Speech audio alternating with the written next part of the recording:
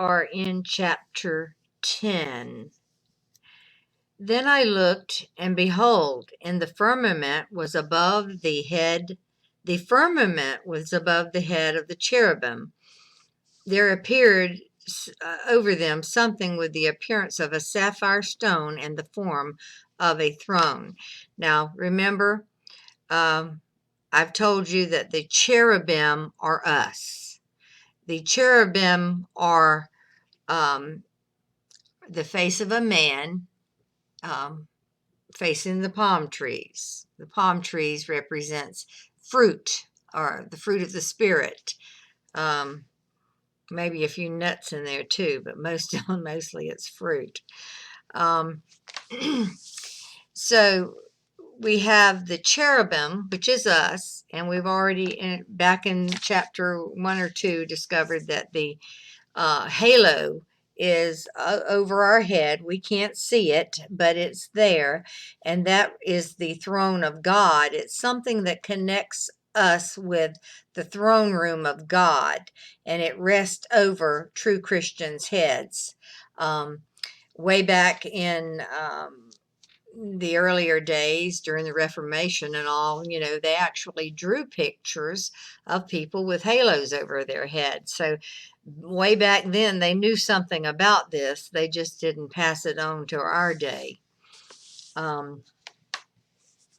Now, verse 2, and the voice spoke to the man clothed in linen and said, go in between the wheels, even under the cherubim, and fill your hand with the coals of fire from between the cherubim, and scatter them over the city. And he went in my sight. He is saying, go in between the wheels.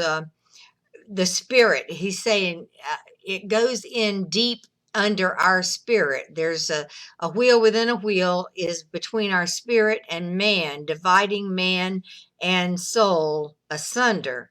In other words, the soul part is man, the spirit part is what goes up to God. So he divides that asunder. In other words, go in between the wheels and under the cherubim. He goes in between our spirit and our body, and he goes under us. He undergirds us, and he lifts us up, and he fills us with coals of fire. So fire goes out of our mouths. Fire goes out, and it consumes that which it catches on fire. So God is a consuming fire. So as we speak out the words that he puts in our spirit, it goes out of our mouth as a two-edged sword and consumes those that it is meant and intended to set on fire. So if you're being set on fire to work for the Lord and know that he's coming soon, that's because that's how he's showing you that this works. Now the cherubim were standing on the right side of the house when the man went in, and the cloud filled the inner court. Sometimes when we get very deep in prayer and our body and spirit connect with God through our halo into the inner court, you can actually see a cloud come in your room and fill the area where you are. I have seen that, and it's pretty terrifying sometimes. Then the glory, because that's his glory. Then the glory of God went up from the cherubim and stood over the threshold of the house, and the house was filled with the cloud. And the court was full of the brightness of the Lord's glory. And the sound of the wings of the cherubim was heard as far as the outer court, like the voice of God when he speaks. In other words, as we speak and as we move and have our being, and we move out in the things of God and we deliver the message. It's like the sound of wings. It's like our wings are making a lot of noise. But wings, and I have discovered that in the Bible, wings and lips have the same, it's the same word, root word. So this could be lips. When it says in the sound of the wings, it means in the sound of the lips of the cherubim, of us Christians, was heard as far as the outer court. In other words, the world is also hearing this. Not just the church is hearing this, but the world is hearing this. And it came to pass when he had commanded the man clothed with linen, saying, take fire from between the wheels, from between the cherubim. In other words, there's fire shut up in our bones. We have fire shut up in our bones to deliver to the world. And he said he went in and stood beside the wheels. He stood, in other words, Ezekiel in the spirit was standing next to a person who had the fire shut up in their bones and the fire in the spirit. And he says, take from between the wheels, from between the cherub, he went in and stood beside the wheels. Then one cherubim, in other words, catch fire, catch their fire. Then one cherub stretched forth his hand from between the cherubim to the fire that was between the cherubim, and took thereof and put it in the hands of the man who was clothed with linen, who took it and went out. In other words, this angel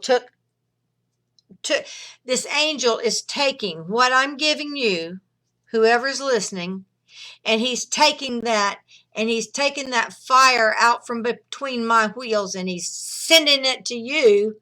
And if you accept it, you also will be caught on fire, and your wheel, within your wheel, will be lifted up.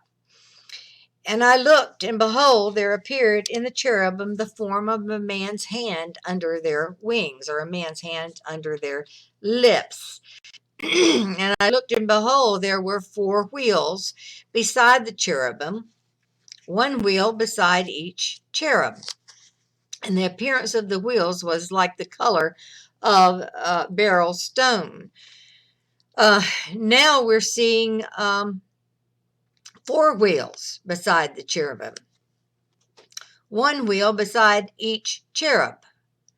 So 4 wheels beside each, 1 beside each one. So we have 4 different things that we're capable of delivering. And as for their appearance and the form, the 4 of them were alike, as if, it says as if, circle as if a wheel were in the midst of a wheel. It's not saying that there's a wheel in a wheel, but this is concerning the Merkabah light body of the Lord.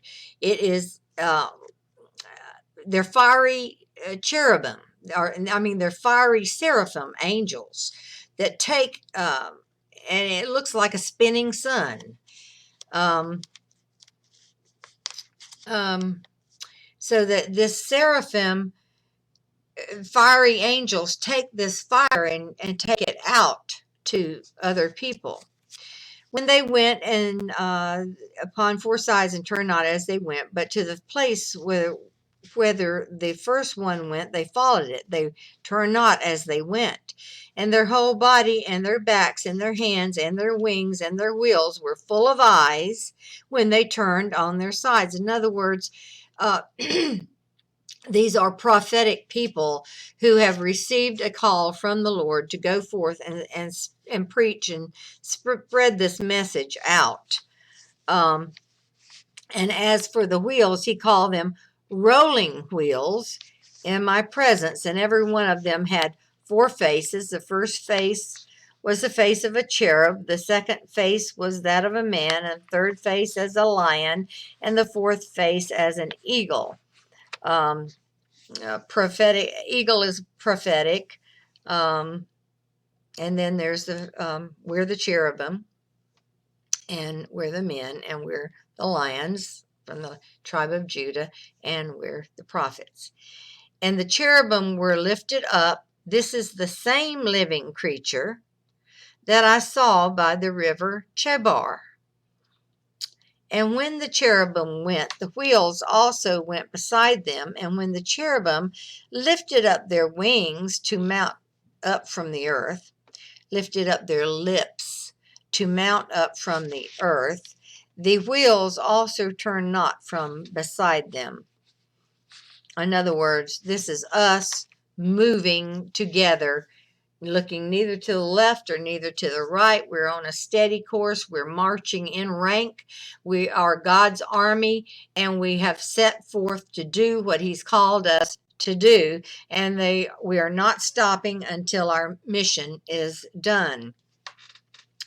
Then the glory of the Lord departed from the corner of the temple and stood over the cherubim.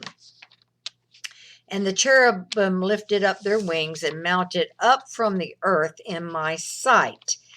Now, and when they went out, the wheels were also beside them, and they stood at the door of the east gate of the Lord's house, and the glory of God was over them. These were the living creatures that I saw under the God of Israel by the river Chebar, and I knew that they were the cherubim. Each one had 4 faces, and each one had 4 wings or 4 lips, and the likeness of a man's hand, and under their lips was under their lips. So, in other words, we are God's voice through our lips, and we are God's hands and ambassadors on this earth. And they went every one straight forward. As I said, we look neither to the left, to the right. We don't get sidetracked, no matter what comes into our life. No matter what comes into our life, God is still using us and sending us out to do what He wants us to accomplish, and nothing and no one can stop it. Amen. Thank you.